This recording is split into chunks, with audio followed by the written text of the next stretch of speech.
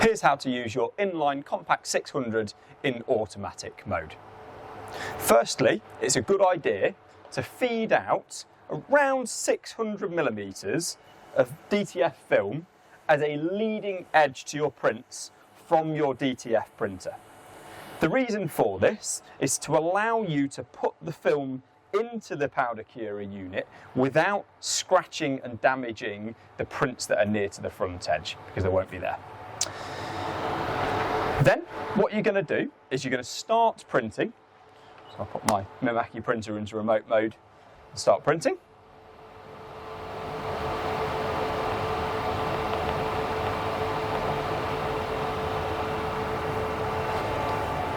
And then I'm going to wait for a sufficient amount of film to have printed out of the printer to allow me to feed that into the powder curer unit.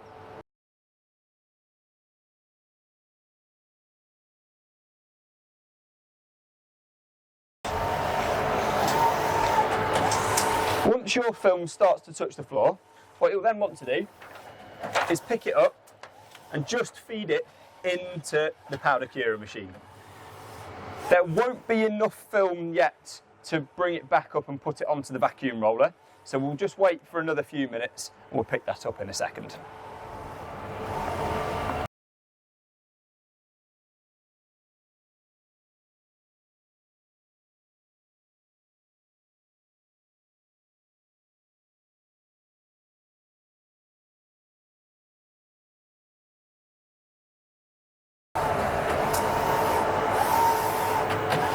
After a short while, you should then have enough film to open the top cover, reach into the powder curer machine and pull the film up so that it reaches the vacuum roller, the front vacuum roller.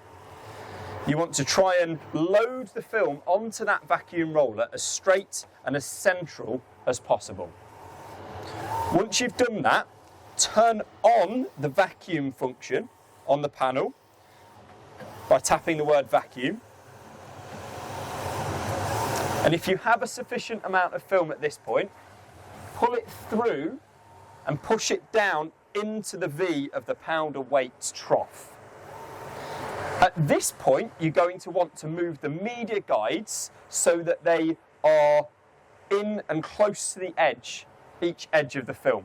What the media guides do is they stop excess powder falling off the edge of the film, so you're not constantly having to recycle the powder. The media guides in this machine are removable and they sit in slots. So you just find the slot nearest to the edge of the film and you slot it in next to the film. Now the film is in the powder curer unit, it's loaded up and it's sitting on the vacuum roller with the vacuum turned on. I can now put the machine into auto mode.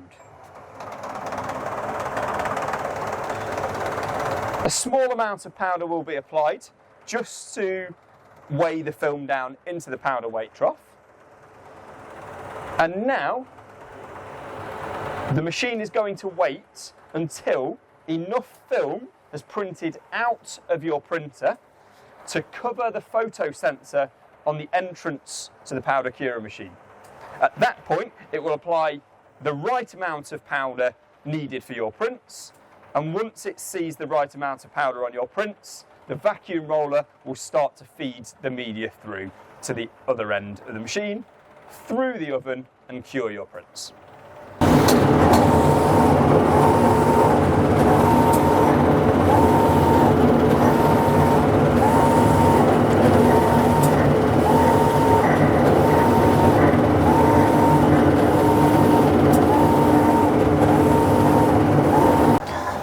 As the film leaves the machine, it may want to come horizontal and flat over these fans units. So just tuck it down the back, and then it will come down the back. You'll notice that there is another photo sensor at the back here.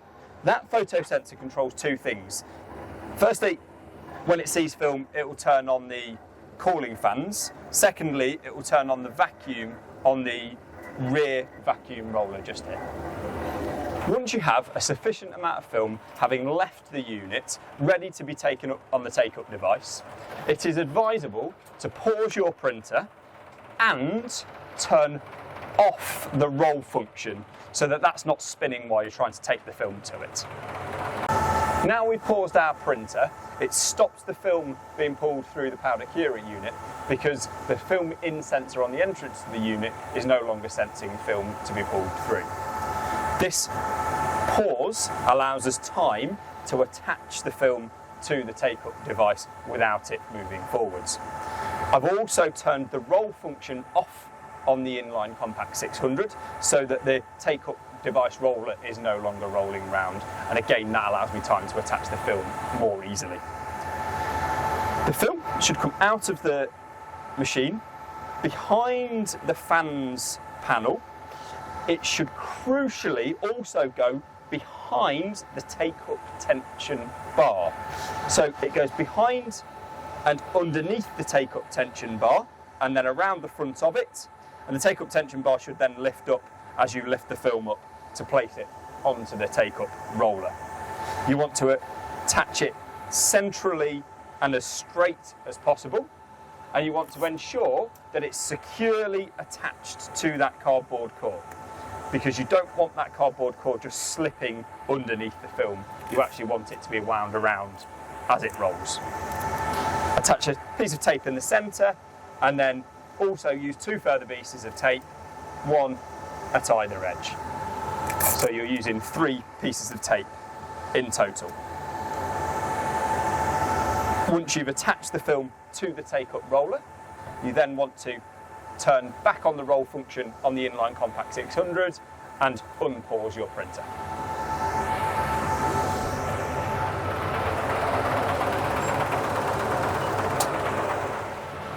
Now our Inline Compact 600 powder shaker curer is now running in full automatic mode.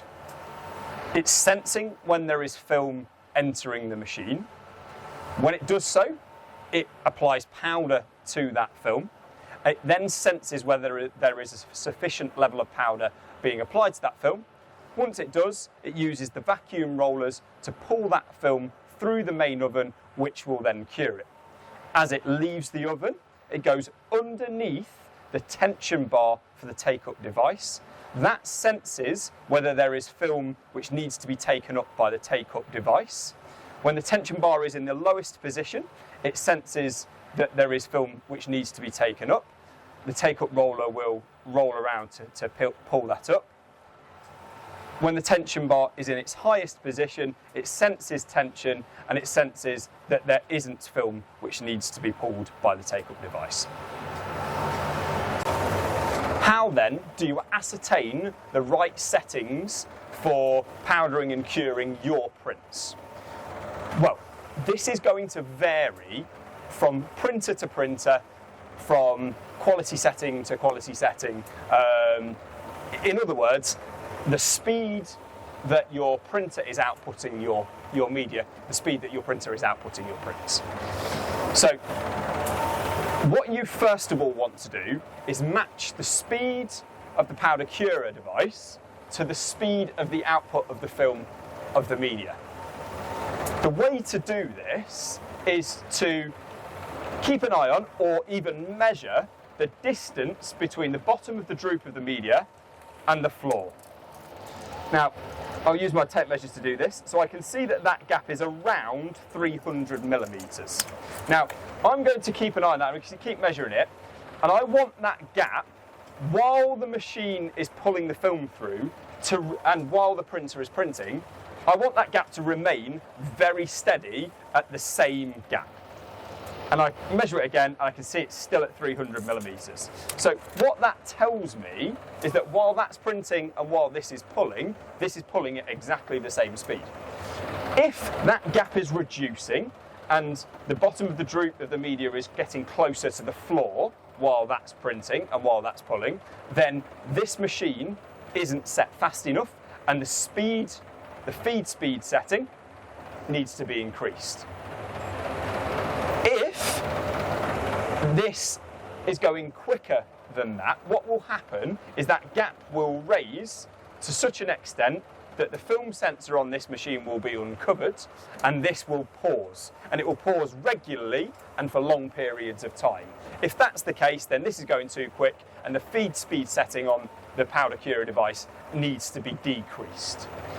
Ours is currently set at a feed speed of 3,500, which with this printer, the Mimaki TXF 300, and the quality settings I have set with it, means that this speed is exactly correct, because it's not pausing for long periods of time, it's not pausing regularly, and the gap between the bottom of the droop of the media and the floor, whilst it's printing, stays consistent.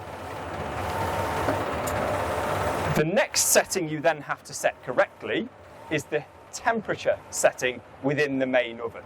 So once you've ascertained the speed, and the speed is running correctly compared to your printer and the quality settings you're using with that printer, you then need to set the heat temperature so that those prints that are running through at that speed cure correctly.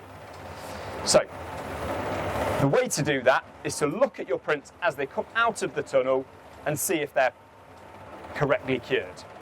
If they're powdery at the correct speed settings, then you need to increase the heat temperature in the main oven.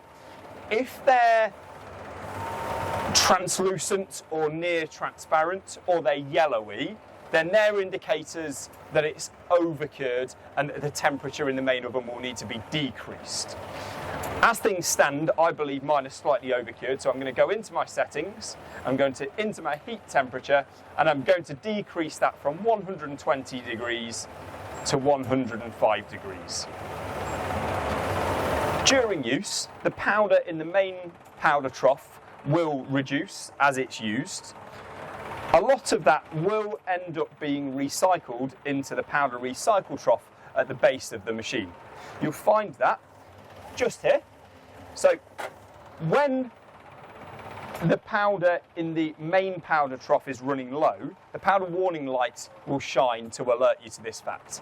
At this stage, what you can do is you can open the top cover, pull out the powder recycle trough, and shake a little of your powder from that trough into the main trough to recycle it. Then pop that trough back in, shut the top cover to allow the shaking to restart. Your light will have turned off, and you can then carry on with what you were doing before. There are 3 conditions for auto mode to work. Firstly, you have to have some film drooping down between your printer and the Inline 800 for that sensor to pick up film and the machine to know that there is film to be pulled through. Secondly, there then has to be a weight of powder detected and sensed by the powder weight trough. And the third condition for automatic mode to work correctly, the oven has to be at the set temperature. Once your printer has stopped producing prints, you will notice that your Inline Compact 600 will stop feeding the media through the system. This is because eventually there will no longer be any film covering the film in sensor on the Inline Compact 600. How then do you get the machine to pull through and cure the last of your prints? This is done using something called link mode. Link mode is a button on the main display on the machine. You simply press link to activate that mode. Before you do, what you will want to do is feed out of your printer a trailing edge behind the last of your prints. Ideally, you want something around the 500 to 600 millimeter mark.